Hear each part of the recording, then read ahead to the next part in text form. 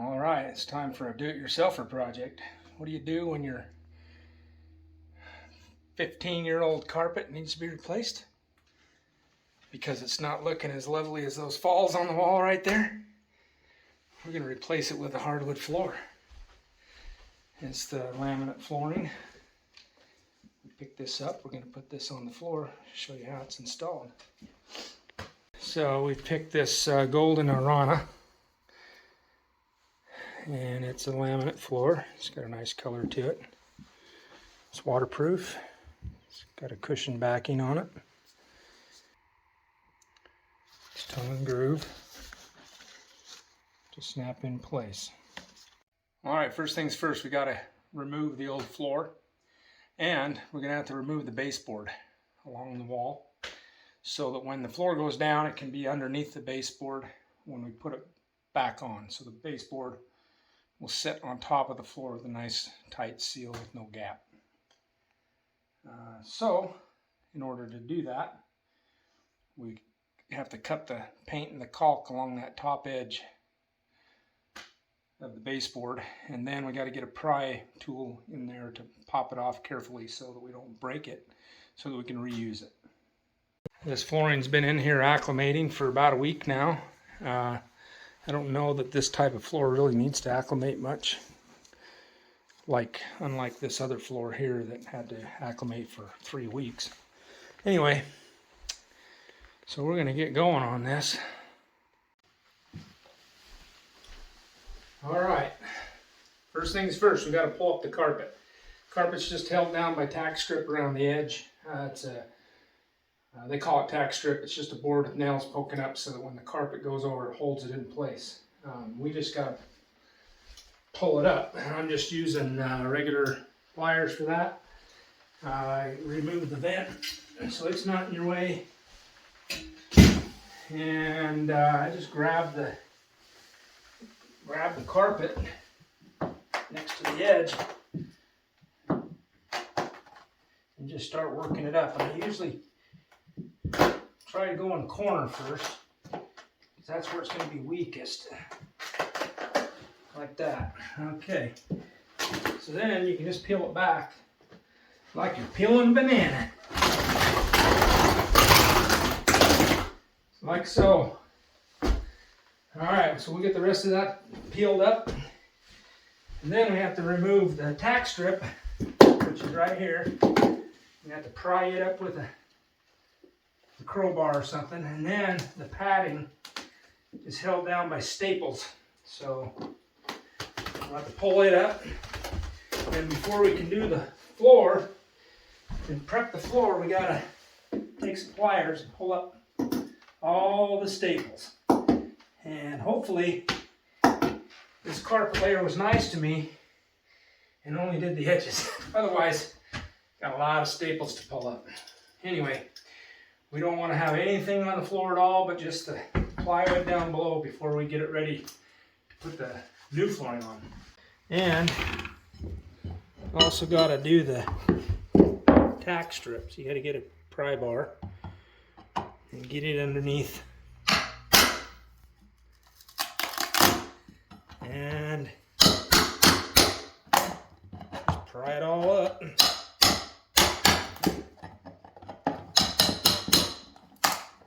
And once that's out of the way, lucky us, we got more staples that we got to remove right here that were used to hold the tack strip down. And if they break like that, you got to pound them in so they don't bugger up your new floor. Because when you drag your straight edge along the floor, you want to make sure it's all nice and flat. Alright, starting to get this all tore apart. I rolled up the carpet there for ease of hauling out.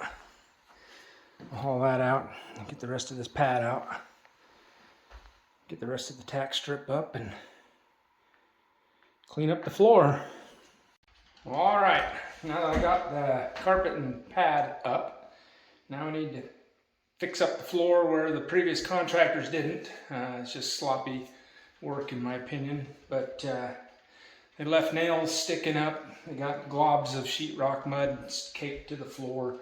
They should have cleaned that up prior to putting any floor on top of it. So I'm going to go through and clean that up. I'll show you what I'm talking about. All right, here's a good example. I got nails poking up a good 1/4 inch all throughout this whole floor. So anyway, they should have pounded those down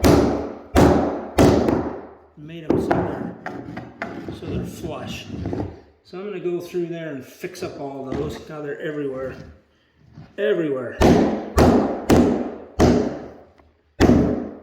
Plus we got sheetrock mud that's all caked on the floor. You know, that should have been cleaned up long before a floor ever made it on top of it. Alright, going back to the sloppy work. This whole sheet of plywood here on the floor, during the original construction, never did get nailed off. It's just nailed on the edges, nowhere else. I'll show you. Alright, so here's the sheet before with the nails. You know, here, here. Got a couple here, but nothing for the rest of the sheet. Likewise over here. Nail here, nothing. Nothing along that whole sheet. There's a couple there on the edges, but nothing in the middle. It's crazy. Well, I guess the moral of the story was, if you don't leave the nails above the plywood by that much, then don't bother putting them in at all. I got my ring shank nails. I don't know if you can, with the glued tip. So those should hold that floor down pretty good. So we'll put those in. So I'll just nail off those joints that didn't get nailed.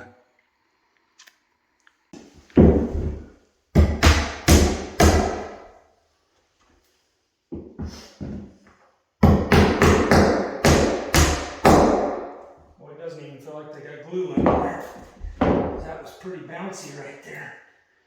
Yes. Alright, time to get the baseboard off. We gotta do, they caulk this before they paint it, so we gotta cut downward through that caulk.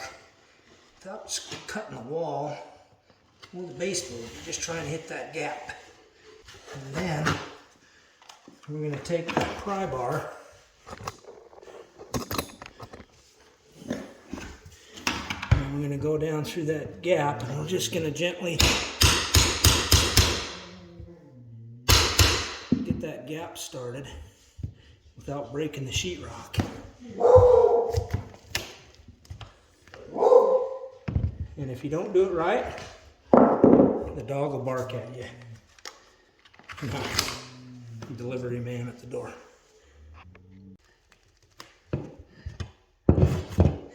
Alright, we'll just keep, looks like it's wedged in there pretty tight, so I'm going to start on the other end and pull out the other end first. I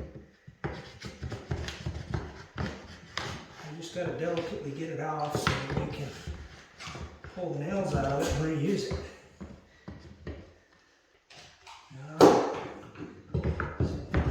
Loose. There we go. Okay. Alright, now that it's off, you use pliers and pull these nails out and you can reuse it. Alright, so now the nails that are in the baseboard, you can just grab them with the pliers and twist them out the back side. That way you don't damage the front side of the baseboard. And then some of them stayed in the wall. So on these ones that stayed in the wall, you can just tap those in out of your way.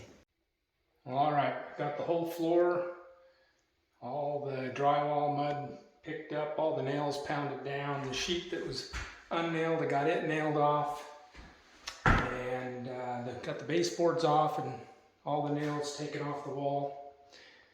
and out of the baseboard. All that's left now is to dress up this casing right here and get it trimmed up so that I can slide the new floor underneath. So we're gonna have to measure that and cut it. I'll show you how to do that. And then we're ready to prep this floor with the pad that goes underneath the flooring, and we can start putting flooring down.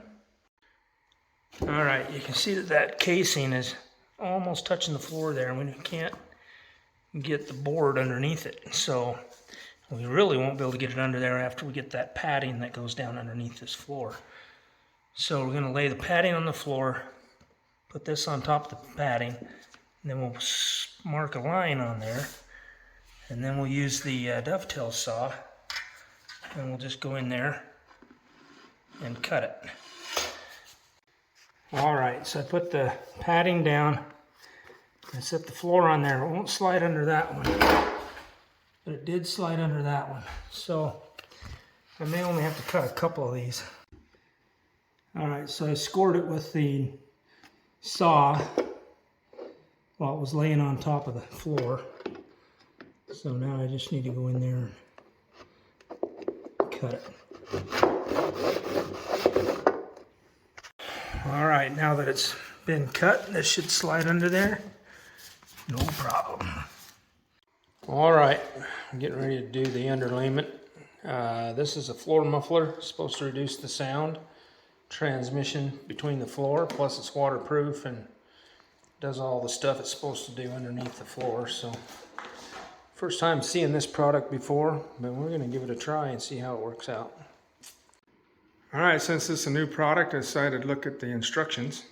You should look at them anyway. I got a quick rundown on how to install it. I'll show you as I do it. All right, this stuff says to roll it out perpendicular to the way you're gonna do the floor. So I'm doing the planks this way. So we're gonna run it, rolls, you know, this way. There's an adhesive strip here to hold it down on this side. And then over here, this will fold out so that the adhesive strip will hook to that when it overlaps. All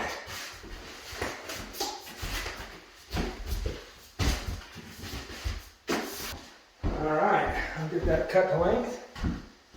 We'll do the overlap strip and tape it together and see how it works. All right, I got it cut to length and tucked under the casing over here. Now I'm going to get this part that folds out. And we'll lay the next row on it.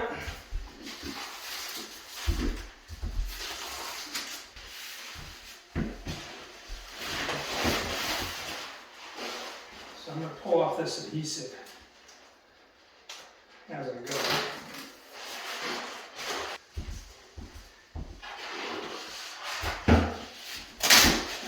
Finish one like that.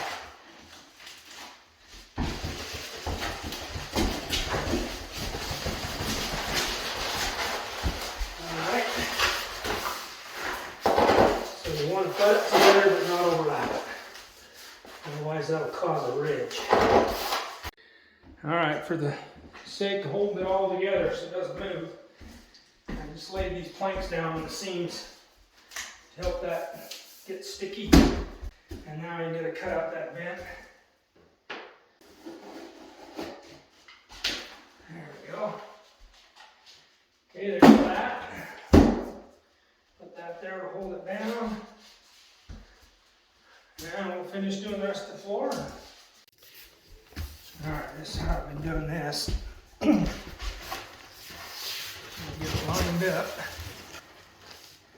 And I unpeel this as I go.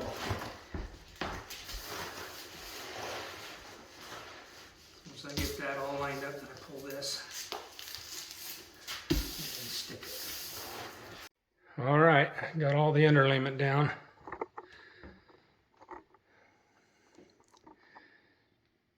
Turned out pretty nice. Yeah, I should be able to start my first row right there. Work my way this way.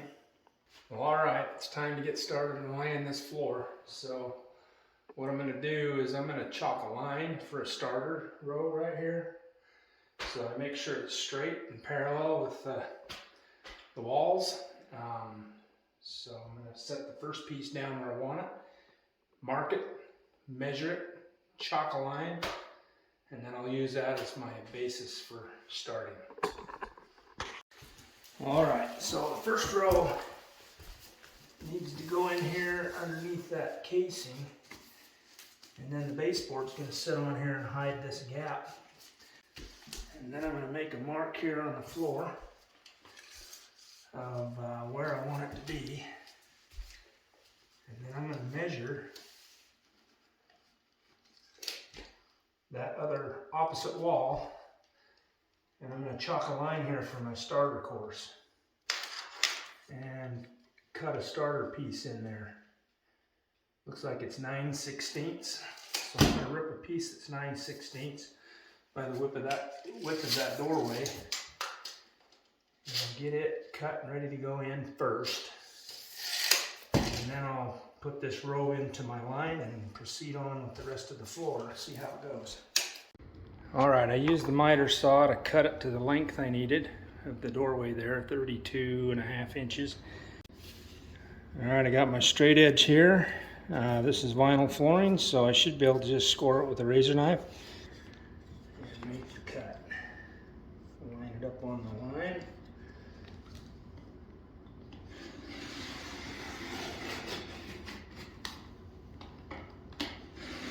Pull it out a couple of times. Let's see how that. Ooh, I might need to cut that one with the saw. Otherwise, if you're in the middle here, you got enough leverage, you can bend it. But I don't think I can. No. All right, I take the razor knife and I scored this along that line several times and hard, so I can get the cut down deep. I'm able to take the pliers and gently grab that and bend it.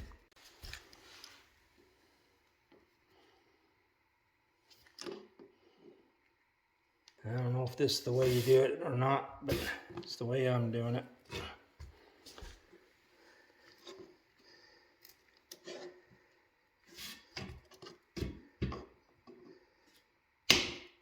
Snap. There it goes. Okay, now that that's been, and I just got to cut the back side and it's ready to go.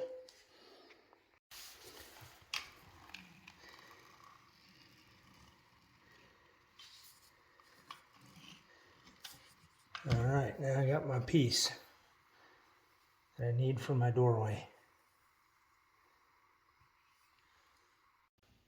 Alright, the instructions say there's some T-molding that you can put here to transition between floors. Yeah, I don't think I want to be looking at this other floor transition right here, so I'll be doing something here to make that look nicer.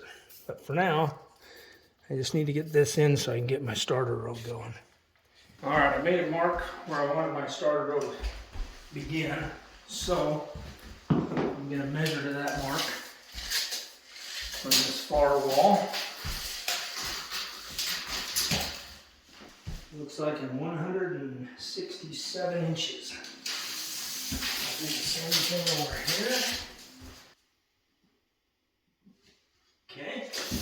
I don't have my helper here, so I'm going to enlist a nail to help me out here. And I'll put my chalk line on it.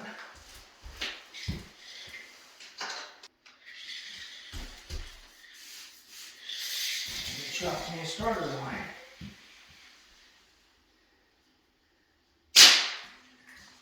Alright.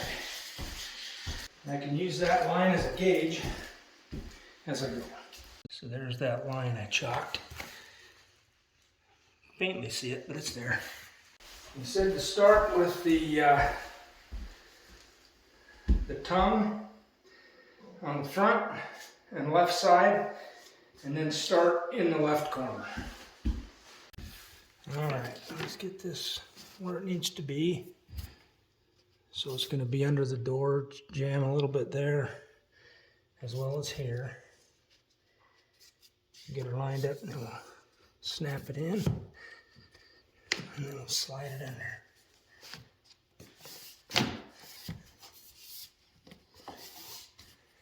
Okay. There's a little bit of a gap there, so I'm going to have to do some trim or something here to hide that transition between the floors, but I got that first piece in, that's important. And right here I got that on my mark and my line. So I'll get the rest of this tied together and we'll do the next row. So for the sake of things not coming apart when I slide it, I'm going to put one more row in before I slide it under the door. Oh, and you want to stagger your rows. I'll use this as my starter row for the next row. It should work out good. So we'll just set that down there like that. Drop it in just like it needs to be. And then I can proceed to put the rest of the pieces on. Snaps in like that. There we go. Okay, once it snaps, you know it's good. Alright, I got 2 rows snapped together so they move as, one big piece. Now that that's the case, I'm going to slide this under the door.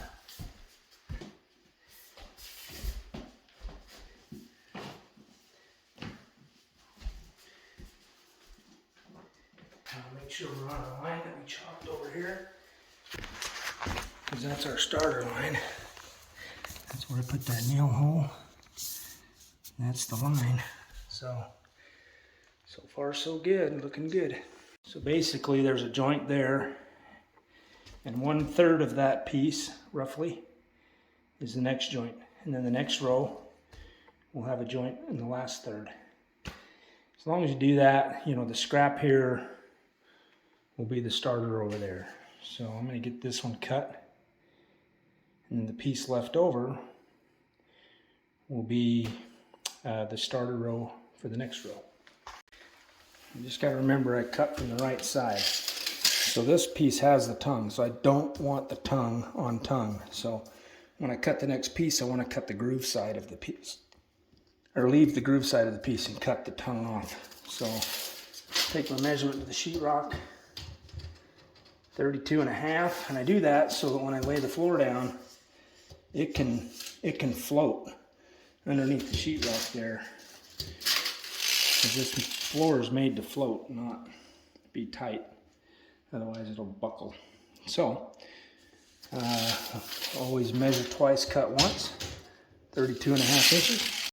And then they say to take your pieces from different boxes to stagger them out in case the die lot color is a little different.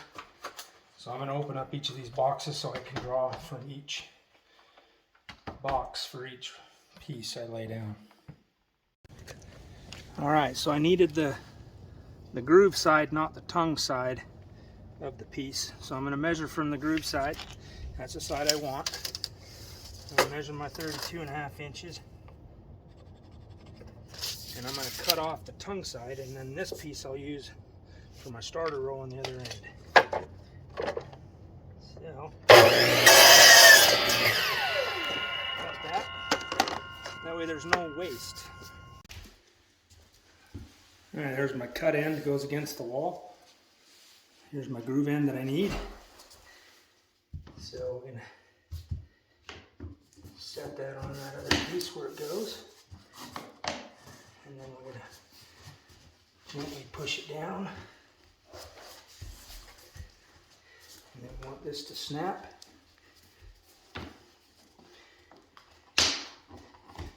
So we snap it together. And we're ready for our next row. Make sure all the joints are good and tight, which they are. We're good to go. Alright, so when I'm laying this floor down, I want to make sure that that tongue is sticking out on all the exposed edges that we're going to use. I want to make sure there's no debris underneath. floor. I'm going to set that piece in right there and lay it down. Make sure all the joints are good and tight. And then you have your tongues ready. Alright, and you got your groove sides. It just sets right on top. You know, butt it up tight to that one. Set it down into the groove. And then when you lower it down, it'll fall into this other groove right here. And then you want it to snap. If it snaps, you're good to go. You want to check all your joints because this one wiggles and it's raised. And make sure that it's snapped in tight. And this one here, that one's snapped in. Okay. Alright, I think we're good on those. You just want to check those joints as you go. Make sure they're good and tight and snapped in. Alright, starting to look pretty good. Alright, this floor should go pretty quick now. Once you get this starter row going where it needs to go, and put that in there. And that good old snap, make sure it's... Alright, now that I got my first 3 rows in, I'm just going to double check my parallel with that back wall. So I'm going to measure that. Looks like 152 3/4 to the edge. Alright, I just checked that one. It's 152.5. So the other side is in further than it should be. So I'm going to take that edge and I'm going to slide it out just a little bit. Then I'm going to put a nail or something to stop it right there from going under the wall because I want it to be parallel. So to do that, I'm just going to put this pry bar in there, slide it out what I think it needs to be slid out. I'll double check the measurement and then I'll drive a few nails in right there just to hold it so that it can't go further under.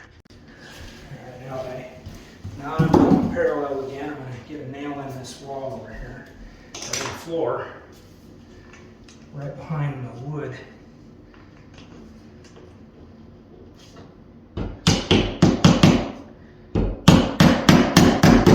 That way it can't slide any further. I'll get a couple of these in here just to make sure it doesn't move.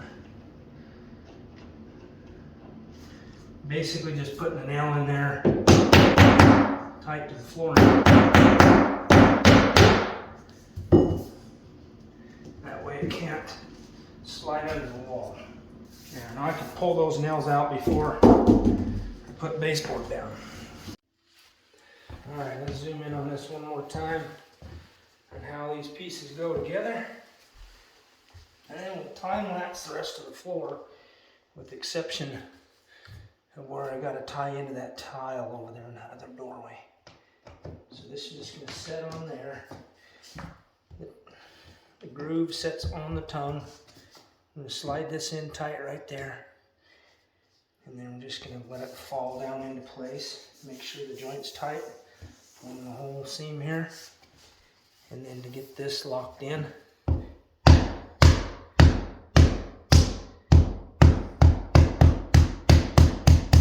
use a nice rubber end of your hammer or a rubber mallet to get that to snap in and lock.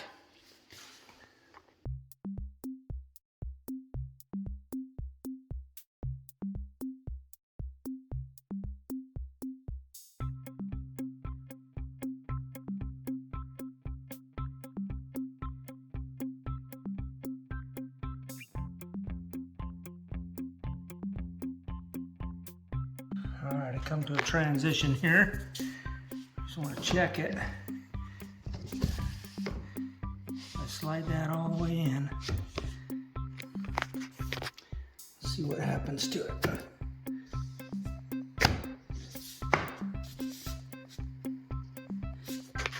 looks like it fits pretty dang tight to that tile, so that's good. So all we gotta do is snap it in and slide it tight to the tile.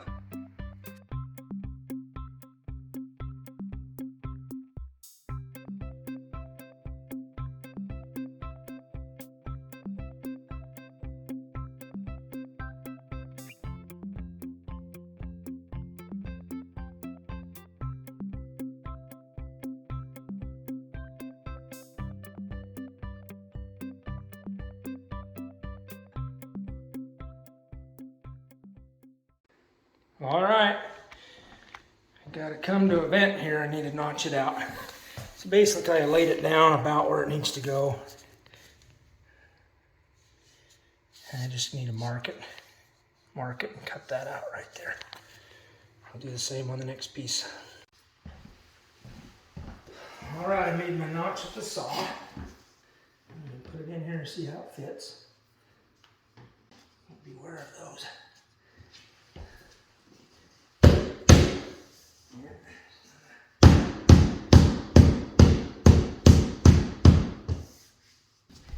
All the way in right there. Give it a little love. Bada binga. That ought to work. That will fit in there just nicely.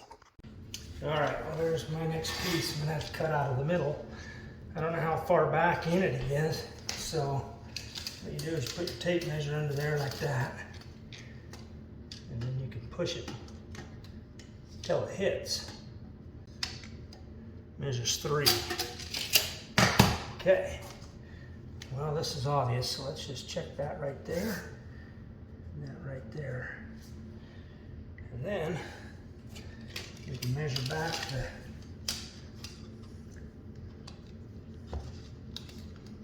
the 2 7/8 right there.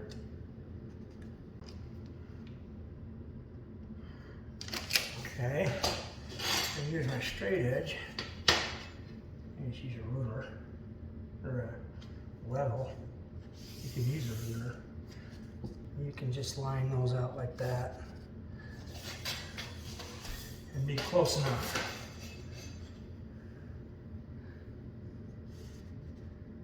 Okay. We'll just go cut that. Should be good to go.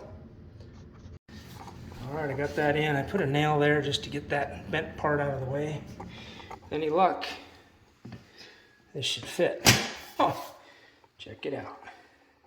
All right, now I'm down to the edge here. I don't want this buggering up my edge, so I'm going to cut this off with a razor knife. Because when that piece goes in, I want it to lay right down and not have this trying to force it up.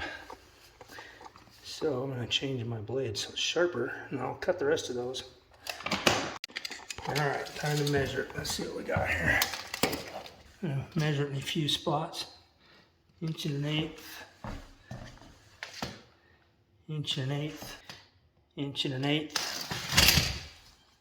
You gotta make sure you clean all that crap out of there, because that'll mess up your joint. So I'm just going to cut them all 1 1/8. Alright, getting this last piece in is a little tricky, because you got to make sure it snaps. Because if it doesn't, then the only thing holding it in is the baseboard, and you don't want that. So, just like all the other pieces, you got to get the groove lined up. So you get a pry bar here, and you just give it a little love there. And then wait until it snaps. There it goes. You see it's not tight there, so keep working it until it all snaps in. There it goes. And that one's not done yet either, so you push it hard until it snaps. Otherwise it angles up like this. You want to snap it in so it lays flat. Now the baseboard goes on there. It will hold it down quite nicely. All right, well that's a wrap as far as the floor goes. I got that last little piece in along that wall. It's a little 1.1/8 piece, but anyway, got it in. It's all done. I'm hurting where I forgot I had hurts because it's been a while since I've done construction work. But anyway, I'm pretty pleased with the results. You can see how it all came in around the edges there. And hit the door frames fine into the transitions. So still might need to do a little trim piece by this door over here, but we'll figure out what to do with that in a minute. Yeah, but all in all, turned out pretty nice. Okay, we're going to put the baseboard on, but before we do that, I got to pull out those little nails that I put in there to hold the floor from moving while I was doing this first few rows. So I'm going to pull those out. I'm going to start putting the same base back in that we had. Should fit in because it's already pre-cut.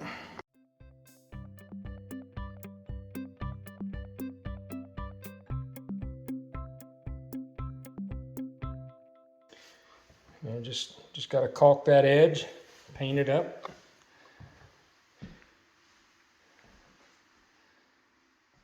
Yep, a little caulk and a little nail putty. And another, I got to get a piece of this wood out of the storage and cut a little bevel piece that I can put right there to make that transition. I think that'll look good if I do it that way. Anyway, so that's a wrap. All right, baseboard's put back on everywhere. Still got to touch up and paint, but this project's pretty much done for now until we talk to the interior decorator, my wife, and decide what color she wants to paint this area. But until then, floor's done. Project complete for me so far. Anyway, hope you learned something on how to install a floor. I'm sure I didn't do it as some other person might have done it, but I got it done and it looks good. So anyway, there you go, do-it-yourselfer. Install a floor Pax-Lot style. Till next time.